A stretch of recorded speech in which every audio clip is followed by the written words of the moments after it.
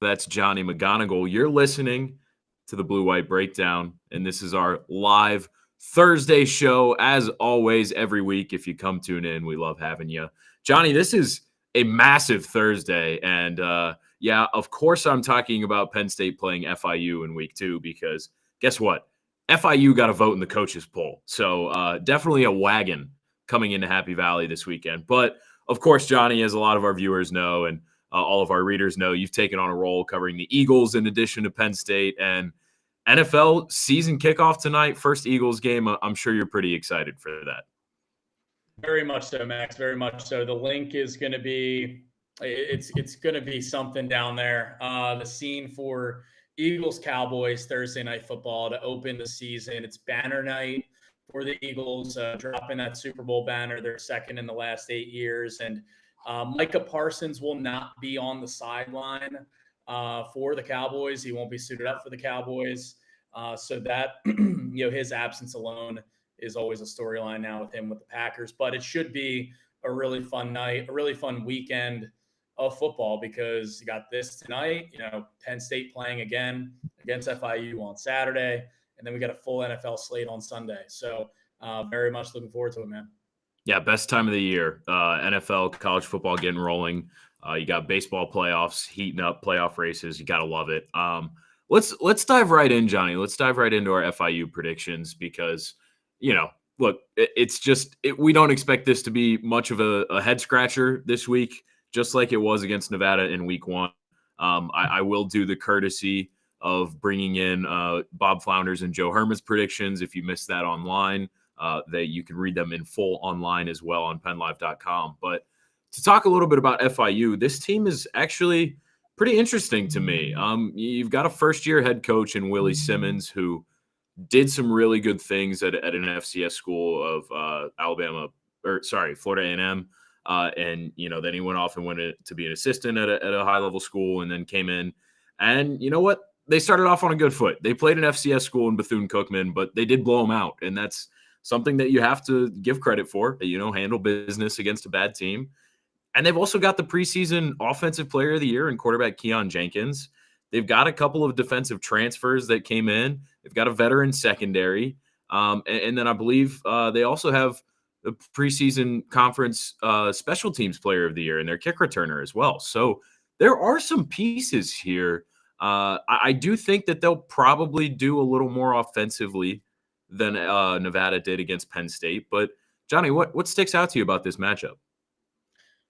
Yeah, it's upset alert time for Penn State. No, I'm kidding. No, look, like you mentioned, some interesting players, some juice, if you will. And I wouldn't be surprised if FIU have a nice, again, not to be patronizing, but a nice little year. It's not gonna affect how what happens on Saturday. I see this as a pretty comfortable Penn State win, as we've referred to, or at least I've referred to these first 3 games as a preseason for Penn State before playing Oregon in the whiteout. I think Penn State rolls again, but at the same time, if we're later in the year, if we're in November and FIU sitting there with 7 or 8 wins, maybe, I wouldn't necessarily be surprised. Yeah, I'm absolutely with you. I think Willie Simmons, listening to his press conference this week, seems like he's got a really good grasp of the program. And one thing that I've kind of been thinking about all week that I wanted to mention with FIU, in this transfer portal era, these schools like FIU are the ones that I think can really / should really be the ones to dominate in the group of 6 and in the lower level programs, because the location is such a big key when you're close to pools of elite talent like South Florida, for a school like FIU. You have all these guys who are leaving to go start their careers at big time programs. And if it doesn't work out in year 1 and year 2 and they leave in the transfer portal, coming home to play at a school like FIU makes a ton of sense. And so if you can recruit in those hotbeds of talent and get some of the 3 stars, the overlooked players that are in your area, get them to come in from freshman year, and then supplement your roster with guys that left the area to go play elsewhere and, have some talent, you could really put together some pretty good teams at schools like this. I'm thinking of an FIU Some schools in Texas, some smaller schools in Texas, a UTEP, maybe a Sam Houston. Like, I think that those are the types of programs. And Johnny, you may have thoughts on this as well, having such an eye nationally, but FIU is a really interesting program to me for that reason. Yeah, and there's a reason why too. I feel like Max, we're both big NCAA football 26 fans. Yeah. Of the video game, Yep. and I feel like I see there's a streamer on Instagram and TikTok that has a dynasty mode with FIU, but I Okay. feel like that's like a semi-popular pick Yeah. for some gamers who don't want to go ahead and pick Penn State or Miami or Georgia or whatever, because that's boring, honestly. Yeah. Trying to build a program from the ground up. But that's what Willie Simmons is trying to do in real life is, from the ground up in a hotbed, like you mentioned, in South Florida, in Miami. It's tough for those schools because when they find the diamond in the rough in their area that gets overlooked and then develop them, they tend to go elsewhere and move up a level. But I mean, it's a really interesting program, and they're in that cluster, like you mentioned, the Sam Houston States, Texas State, and I know Texas State is taking a step up, but it's a very interesting spot, a very interesting program. Again, I don't think it's like on Saturday. I don't think that necessarily matters a whole lot, Right. but it's one that again, if 5 years from now FIU is contending for, if I was going to say contending for a that G6, the non-power guaranteed spot in the CFP, but we know that's going to look totally different anyway. So I don't know what to tell you, FIU. They do have Pitbull Stadium though. They do have Pitbull Stadium, so that's a big recruiting selling point. You took the words out of my mouth. I think I give a lot of credit to the FIU department for being willing to do something like that. Take in money any way you can do it, and like, I'm not gonna lie. If I'm a high school recruit who's got mid-level offers and I have the chance to go play at a stadium named after Pitbull, that might be a differentiating factor. That's pretty awesome. Mr. 305 himself, Yeah. I mean, Mr. Worldwide. How could you not? I know. It's awesome. So David Demkoski, a frequent chatter for us, started the pod off and said one coach gave FIU a 25th place vote in this week's coaches poll. Yeah, I mentioned that. So according to him, playing FIU is about the same as playing Alabama.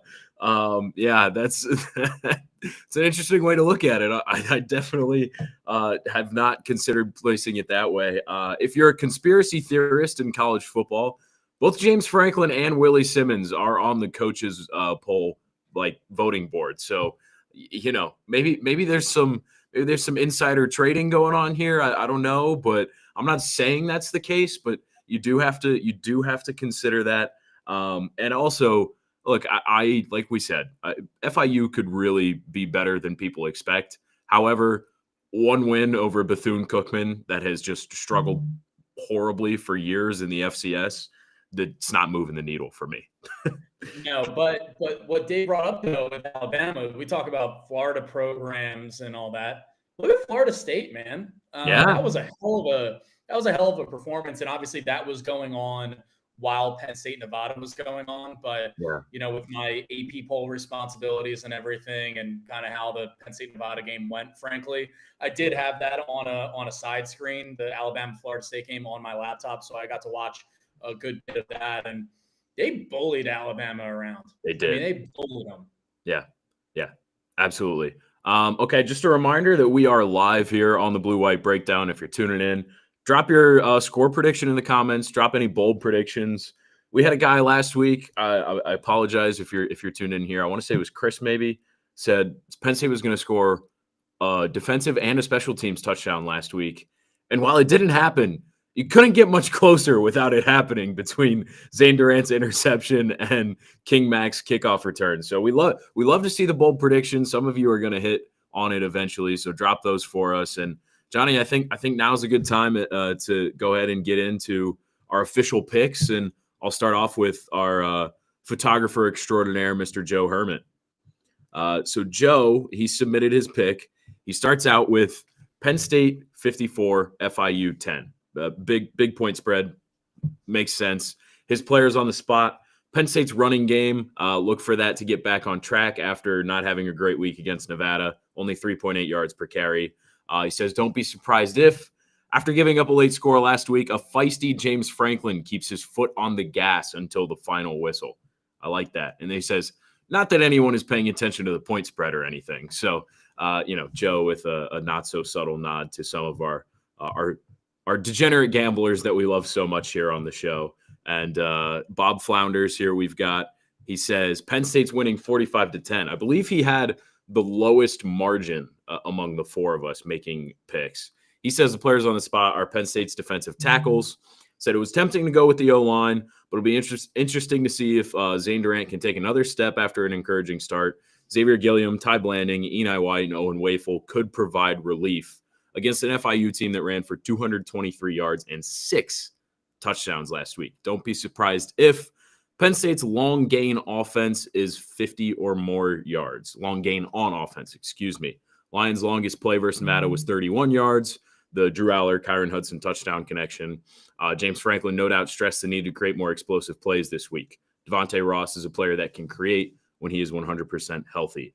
Good picks from those guys. Johnny, any thoughts? And lay your pick on me. Yeah, so my thoughts are pretty similar to both of those guys. And my players on the spot, I'm sure you noticed, I stole a line from Bob last week when he said, if you're 6 touchdown favorites, no one is on the spot. So I stole that from him and used it. But for me, it was Nick Singleton and Katron Allen. And, the production last week, again, it's like this is a preseason. Like they're working their way in. There's no reason to run these guys down and everything. But against Nevada combined, Nick and Katron had 16 carries for 62 yards. And so I'm wondering if both those guys will get a little bit more work. Maybe they'll combine for 20, 22 carries as they ramp up for that Oregon game in the whiteout. And my don't be surprised if it was along the same lines of the explosive plays, because James Franklin had said that he hoped to see a little bit more from an explosive standpoint in the passing game versus Nevada. Drew was an efficient 22 of 26 for 217. And he did have that play where he was rolling out, to his left, throwing kind of against his body, finding Kyron Hudson for a 31-yard touchdown in the corner, which was a great throw and a great job by Kyron to bring it down. But aside from that, a lot of it was short to intermediate, pretty vanilla, pretty safe. So I wouldn't be surprised to see Drew uncork some deep shots and probably hit on one or two of those. And then my score prediction, I have 52-10. I picked a shutout last week. Didn't get that. So we're just gonna give FIU a touchdown late. Against Penn State's 3 and 4 deep defense. Maybe they get a field goal early, but again, I do not see this one troubling Penn State whatsoever. I think it's a pretty comfortable win. Yep, I'm with you all the way. My players on the spot, similar. The only difference is while I think it's on the running game, I point specifically at the offensive line, less than Katron and Nick, because I thought that, honestly, the offensive line was much worse than I would have expected last week. There were too many missed assignments for as veteran a group as it is. Both of the drives that stalled out in the red zone after the Zane Durant interception and the King Mack kick return, they happened because of offensive line miscues, a bad snap and a completely missed block on an interior defensive lineman. And I thought there was also noticeable drop-off once you moved from the initial group of 5 to, the TJ Shanahan, the Cooper Cousins lines, with Donko moving to right tackle and Rucci rotating there as well. They have depth, and we fully expect this to get better, but it just wasn't good enough in week 1, and it might take some time for that unit to gel again. Don't be surprised if I picked something similar to what I said last week, and that's if FIU actually puts a couple of nice drives together, including on the ground, because last week the turnovers really did Nevada in, but Chubba Purdy moved the ball a little bit with his legs and showed some stuff. And Keon Jenkins is the preseason conference player of the year and can run it a little bit. They'll get him involved in the offense. I think that could be a good test, especially for those young defensive ends that we keep having our eye on. They did some good things last week, had some plays where they need to shore up. So I think that could be another interesting matchup this week. And with all that said, I'm actually giving FIU a little bit more credit than the rest of you. I'm giving them 13 points as opposed to 10. All three of you, Bob and Joe, picked 10, so I'm giving them 13. A big bump there. But I've got Penn State 55, FIU 13. I think the offense really uncorks it this week, and I think FIU's offense is also somewhat capable. So that's why I'm giving them a few scores.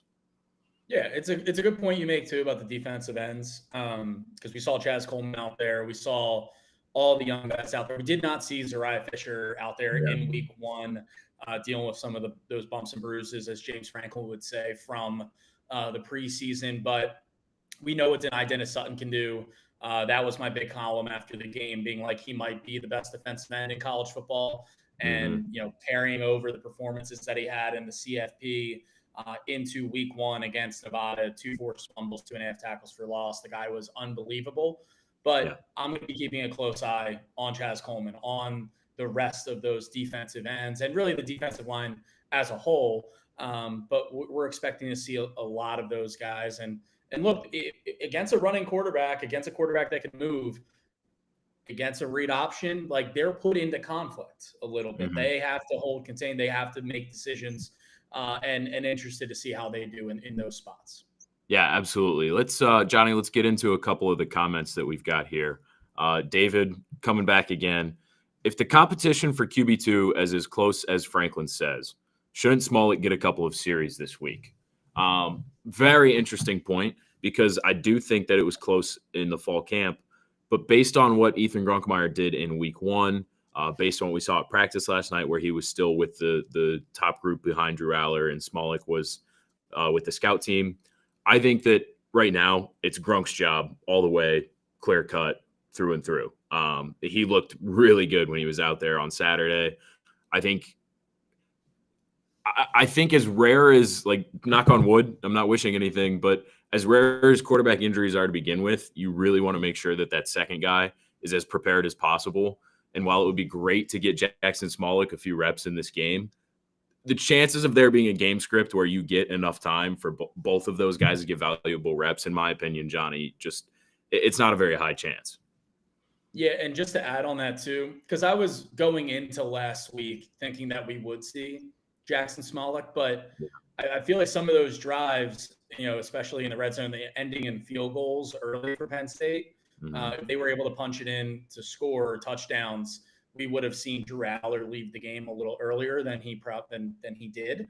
And so at that point, they might have, and I don't know this for sure, but they might have, and coaches do this, have an idea of like how many drives, how many series they want to get a backup quarterback in those kind of games, in those kind of situations. And so I don't blame them for letting Ethan kind of run the show, from the time that Drew went out in the game against Nevada. But maybe we will see Jackson Smollett this week. But again, you want to get Ethan as much work as possible, because that he's probably, knock on wood again, if as long as Drew doesn't get hurt, like, he's not going to be getting work against Oregon. He's not going to be getting work against Ohio State, even on the road at Iowa, Indiana. Like, once the Big Ten slate comes into play, he's pretty much, riding the bench along with Jackson. And so, you want him to get as much work right now as you can.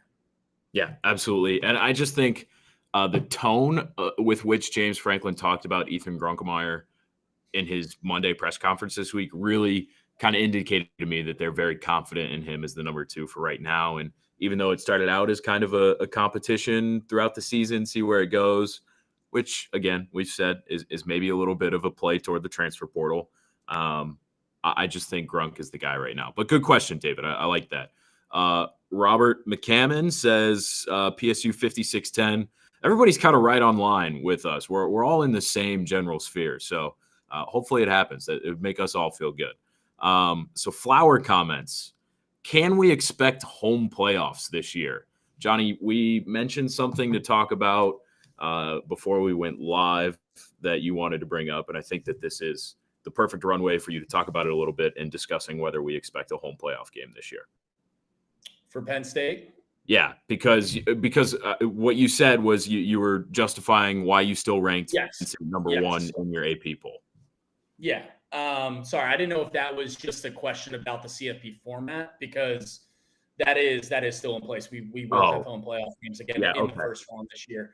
They I haven't didn't changed read it that. that way, but good. But yeah, that's good clarification. Yes, that is. Yeah. If that's what the question is, yes, there are going to be home playoff games this year. For Penn State, I don't think Penn State will have a home playoff game this year because I think they're going to get a first round bye. Mm. They were my number one team in my preseason AP Top 25.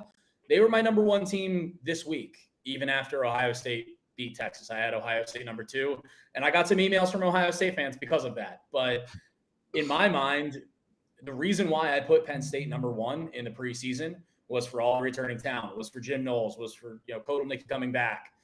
XYZ reasons why this team is a national title contender. And that didn't change in week one, right? Penn State went out, they handled business, they looked fine. And Ohio State did impress me. And I think that's the team that could keep Penn State from a first round bye because they play them in the regular season at Ohio State in a game that Ohio State will likely be favored in. And then they can play them again in the Big Ten title game. And if that's the case and Penn State loses both of those games, then yes, they are having a home playoff game because they wouldn't be with two losses, most likely a top four team. Because we have to remember, too, those first four seeds, the four first round buys, are not given to exclusively conference champions this year. It is a straight seeding format. So both Penn State and Ohio State could have top four seeds, which is my current projection because I do that every week. Labor Day weekend, it got a little weird with the dates and timing and all that with other games going on. But every Monday I will have my CFP projections, and right now I have both Penn State and Ohio State getting first round buys. So right now I don't think they'll have a home playoff game, but obviously that could change. Yeah, this year is great for Penn State too, for it to be straight seeding and not given to the conference champs, because even if they don't win the conference championship, chances are really high that they run through the regular season at least 11-1. That's how we're all predicting them to finish. And in that case, getting a top four spot is good percentage. So I'm with you. I don't expect a home playoff game, but it was pretty cool last year, and I certainly would enjoy seeing one if it happened again. One Let's thing move to on. add on that, Oh, Max. yeah, go One ahead. thing Go to add ahead. on that. So last year, I said if Penn State loses to Ohio State and then lose to Ohio State in the Big Ten title game, they probably wouldn't have. They would play a first round game. That's actually not necessarily true because now that I remember, last year Penn State was number 4 in the Yeah. final preseason or in the final CFP rankings, and if not for that straight seeding format, they would have had a first round bye even after losing to Ohio State in the regular season and Yeah. losing to Oregon in the Big Ten title game because the committee doesn't want to penalize teams too much for playing in conference Yes. championship games and especially playing in those games close. Yeah, it's a huge point of emphasis moving forward as we figure out what to actually do with conference championship week. Yeah. Chad Landers leaning 56-13 again, right in that range. Hope Nick and Katron run wild. 2 interceptions for the defense. That's bold. Interesting. Keon Jenkins has been fairly conservative with the football over his career, but that would be big. Tell us who you think's getting the interceptions, Chad, if you're still here. No punts again. I'm going against that. Penn State's going to punt this weekend. And selfishly, I want Penn State to punt because I want to see Gabe Wosu go out there and boom one because, again, we've mentioned it. He's an absolute freak of an athlete, 6'6", 300 pounds, wears number 99. I want to see that guy kick a ball. And, I think if the consistency is really as good as James Franklin said it has been, could be quite a show. Could be quite a show. I love Gabe Wosu. One quick note, last year when I was writing, and I think Bob is doing it now or you're doing it now, the post-game game balls that are given out, offensive player, you basically offensive player of the game, defensive, and then special teams player of the game. Gabe Wosu won a handful of my special team game balls last year just for booting that thing through the end zone like 6 or 7 times in a game. He is, like you said, an absolute freak in the best way possible. Yeah. David coming back 59-6. Grunk gets 2 TD passes. I like that. Okay. I think that's a fair bet. I would tail that one if that existed. I like that. If he does have 2 touchdown passes, I'm gonna say at least one goes to Tyseer Denmark. Oh, would be interesting. someone Okay. I'll call. Well, then I'll say the other one goes to Andrew Rappelier, because There he you is go. he's high on my list right now. And Johnny, that's all the comments we've got. So that brings us to the next thing that I want to talk about, which is my weekly stock watch series that I've started here. You can go find that on PennLive.com if you haven't read it yet. But I just want to get into it. So Rappelier was the number one guy that I wanted to put up there. I actually really struggled this week picking just two guys pointing upward, because I feel like there are a lot of names on the roster that we came into week one being like, kind of got to see him do it. This could be interesting. And most of them actually looked pretty good. So I really struggled to just pick two. But Andrew Rappelier, in my opinion, was without a doubt a clear cut trending upward pick this week, because he came back from an injury last year that was pretty severe, kept him out all year. And boy, did he look healthy. That catch and run that he had late in the fourth quarter, off of a really nice scramble and outlet pass from Ethan Grunkemeyer, was really impressive. He bulldozed through a defender, kept running, stayed up on the sideline. Like, great run. We also talked to him this week, and he kind of let us in on just how emotional that injury was for him. Said he's never dealt with injuries before in his career. Didn't really think it would ever happen to him. And, as we've gotten to know Rappelier a little bit, he's an intense guy. We know in the locker room, he's like, he's a little bit like, he gets sometimes compared to baby Gronk, because like he wears 87, good size, but I think some of it's the mentality too. Like, he's really into football, man. He's an interesting kid. And so, but he was really good when we talked to him this week. Like, clearly the injury was big on him. It was great to see him back. And I think that he's a lot more talented than a lot of people give him credit for. He would have been a big deal last year if he stayed healthy. And this year, if he looks good, that tight end room is really freaking good. Yeah, co-sign on that 100%. Rapp was one of those guys, like you mentioned, Max, that I think we were all expecting a lot from last year before the injury. He was looking like, probably that compliment to Tyler Warren, at least, throughout the summer, throughout preseason camp. And then the timing of the injury was brutal for him, allowed Luke Reynolds to get on the field earlier. Not necessarily than expected, because I think they would have used him regardless. But now with that room without Tyler Warren, it's in a really good place with Khalil Dinkins, Luke Reynolds, and now Rapp. Yeah. So Chad was still around. He says his two interceptions are a linebacker, probably Rojas, and a safety, Zachy Wheatley. Great picks. They are absolutely talented players who can do it. So my second trending upward player of the week, I went to the defensive line. And like I said, this was the position where I could have picked almost anybody. Zariah Fisher looks healthy in practice. He's probably going to play this week, might be on a snap count, but he looks like he's good to go. James Franklin said he's a go right now. That's good. That's good news. Chaz Coleman, Jalen Harvey, Yvonne Kamaju, they weren't perfect, but they did good things and showed that they should be able to do this as they develop throughout the year.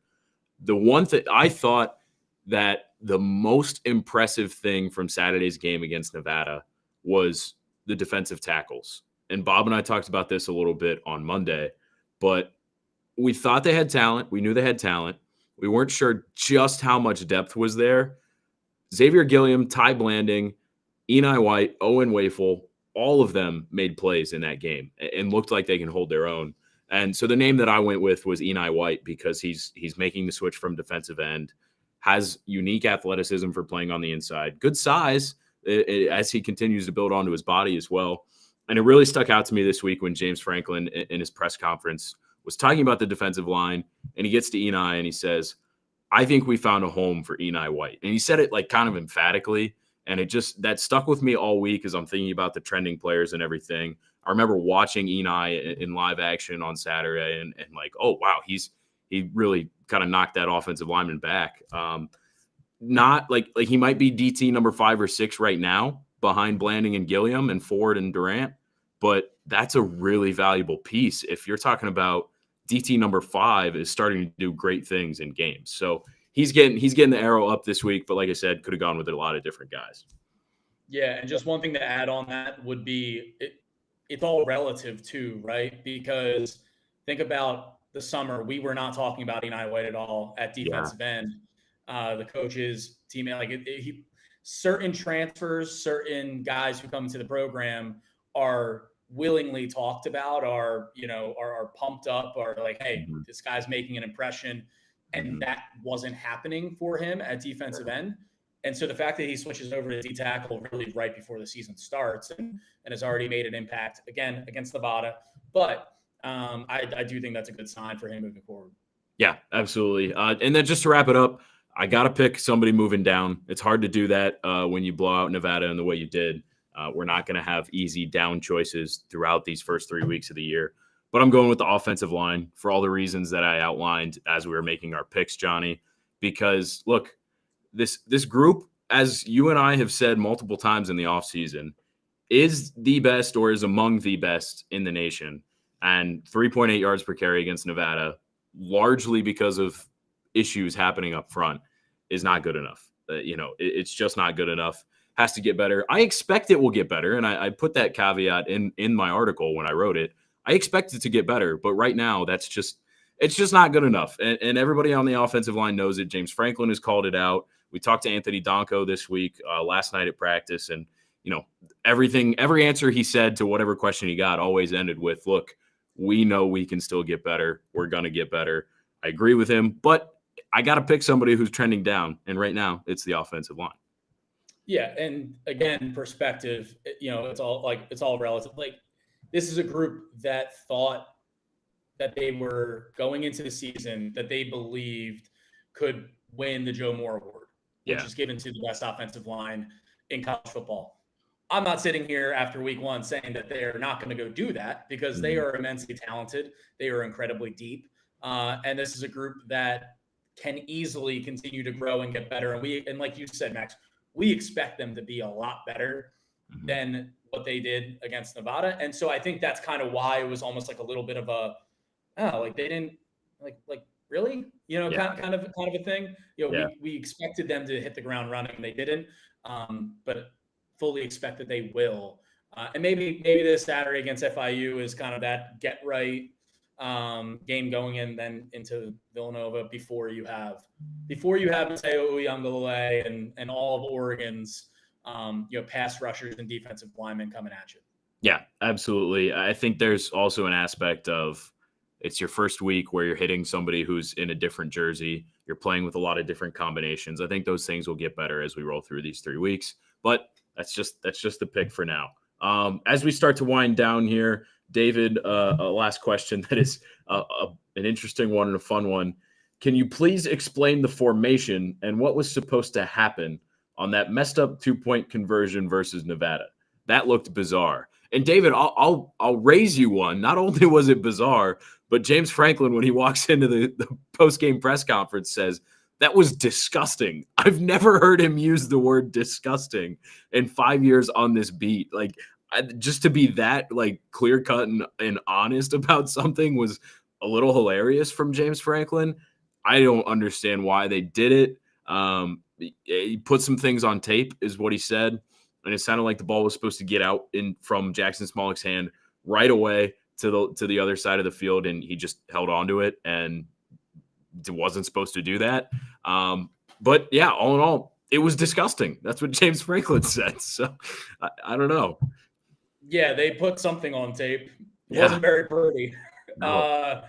I remember when it happened in the press box, there was a kind of a collective, everyone just bewilderment of just what what was that? Yeah. Don't know what to tell you. I hope for my eyes I don't see that happen again. Yeah. I just like every time I see a team come out in a formation like that on a 2-point play or like a 4th down, like I think about the iconic Pat McAfee debacle against the Patriots years ago. Has it ever worked for anybody to split out wide like that and have just like your kicker / backup quarterback, punter, and a center, and then everybody else spread? I don't think it's ever worked in history for anybody. Like, I don't care what the design is. I get nightmares anytime I see a team line up like that. Yeah, I asked the question why. Yeah. I get the rationale that you say, like, oh, we want to make teams prepare for certain things. That's what James Franklin said. He's like, you don't realize just how long it might take a team to prepare for any trick play that we put out there. I don't think that's the one. I don't think that's the one that you want to put out there. Now watch this, Max. Watch this. We're making fun of this now, and it was, I mean, James Franklin said, "Oh, disgusting," all that. Watch that play end up like we can clip this if it ends up happening 3 months from now or whatever. Yeah. But watch that play be like a deciding factor against, I don't know, Ohio State in the shoe or in the Big Ten title game or in the CFP. Like they'll break that out, later in the year, and it'll actually work. And then we'll just be looking at it at each other, like, yeah, of course, of course. If James gets wind of this podcast, I would put money on the fact that he'll run it again later this year. Because, as I said on the podcast with Bob Monday, there's 11 years worth of games against Maryland to prove that Franklin does in fact hold a grudge. So, yeah. I think that's going to wrap it up for us here on the Blue White Breakdown, this Thursday live edition. A lot of good comments again. We love seeing that. It's a lot of fun in the season. We'll get your score predictions every week. Johnny, before I do send it out, I got to hear from you.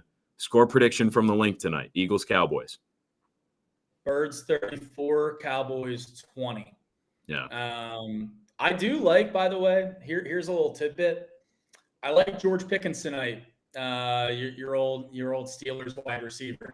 Okay. One, I think he's going to have a really good year in a pass-happy offense, but more specifically to this game, one of the arguably the biggest concern for the Eagles, and I've said it before, it's kind of champagne problems because a lot of teams have massive issues, like who's going to be the left tackle, who's whatever. Yeah. But the biggest concern for the Eagles coming out of this summer and preseason was their cornerback number 2, whoever's going to play opposite Quinyon Mitchell.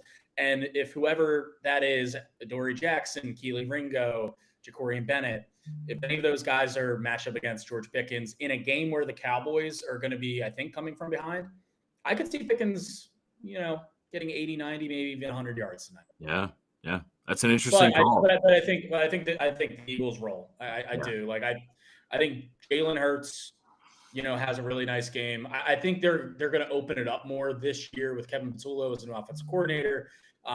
If you're not an Eagles fan, you can tune out now. But this is just I think Jalen Hurts is going to have a really big year through the air, pushing it to A.J. Brown, Devontae Smith, and I think we see that tonight. Yeah, I think the Eagles win too. I'm not all that impressed with the Cowboys personally. I do think that the offense made some nice additions in the passing game. I mean, George Pickens is a great way to open it up for a guy in CeeDee Lamb who has always been so good. But run game kind of scares me, and Michael Parsons is just so good. Not having him anymore is going to hurt.